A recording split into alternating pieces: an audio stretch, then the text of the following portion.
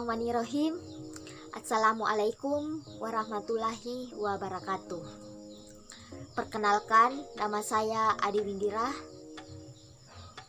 NIM 205119082 dari jurusan Pendidikan Biologi kelas 34 Fakultas Tarbiyah dan Keguruan Universitas Islam Negeri Alauddin Makassar.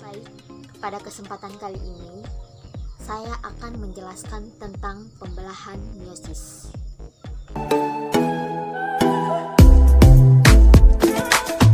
Pembelahan secara meiosis hanya terjadi pada sel kelamin, di mana pembelahan meiosis merupakan pembelahan yang terjadi pada sel germinal atau pada sel gamet.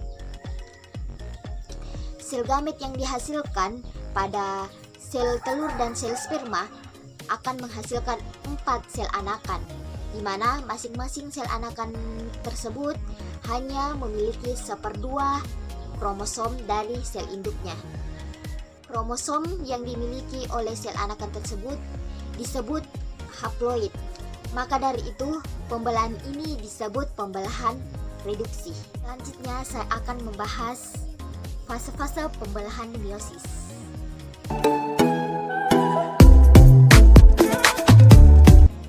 Sebenarnya fase-fase pembelahan meiosis mirip dengan fase mitosis. Akan tetapi pada pembelahan mitosis ini terjadi 2 tingkat, yaitu pembelahan meiosis 1 dan pembelahan meiosis 2. Sekarang kita akan membahas tentang fase pembelahan meiosis 1. Fase yang pertama itu profase 1. Pada pembelahan ini, membran inti mulai rusak menjadi bagian-bagian kecil dan terbentuk gelondong pembelahan. Kemudian, benang-benang kromatin memadat menjadi kromosom, dan kromosom homolog berpasangan. Lalu terjadi pindah silang atau pertukaran segmen molekul DNA yang sesuai di antara kromatin dan non-saudara. Selanjutnya, fase yang kedua yaitu metafase 1.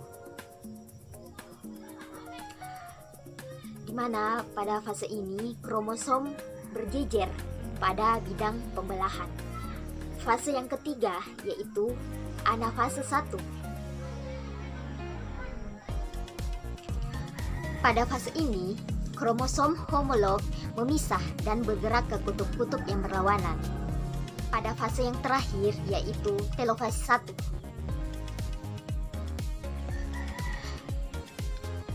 Pada fase ini, membran inti mulai terbentuk kembali.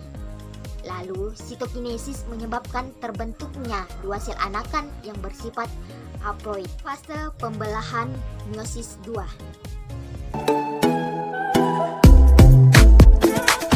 Fase yang pertama itu adalah profase 2. Pada fase ini, membran inti mulai rusak menjadi bagian-bagian kecil dan terbentuk gelondong pembelahan, dan kromatin mulai bergerak ke bidang pembelahan. Fase yang kedua itu metafase 2. Pada fase ini, kromosom berjejer pada bidang pembelahan. Pada fase ketiga yaitu anafase 2.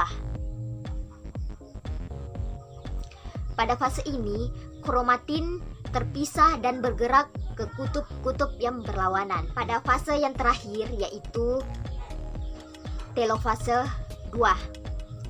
Pada fase ini, nukleus terbentuk. Kromosom terurai membentuk kromatin dan sitokinesis terjadi. Mungkin hanya ini penjelasan dari saya. Wassalamualaikum warahmatullahi wabarakatuh.